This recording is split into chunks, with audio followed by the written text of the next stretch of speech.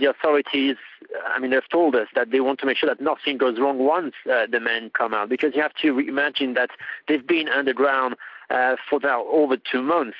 They've had in a very humid environment, very hot and humid, and now outside here at the mine it is bitterly cold. I can tell you, in the middle of the night, men are going to be sent immediately for medical check, their heartbeat, their temperature, and it's only after that they will be reunited with 2 or 3 members of their family, carefully chosen by the men themselves. They send a message from down under which people they wanted to meet, and most often it will be their parents that they've decided to meet.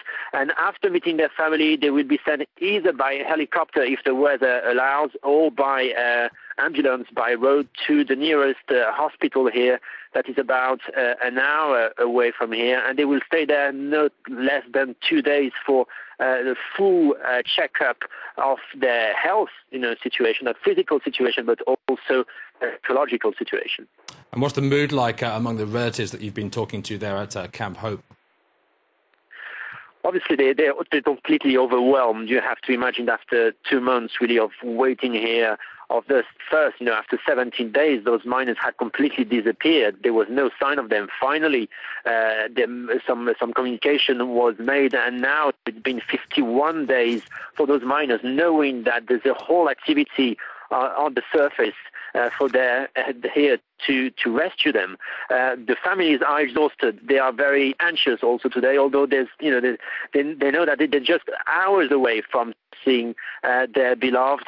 I saw tonight the mother of the first man who's meant to come out, Maria.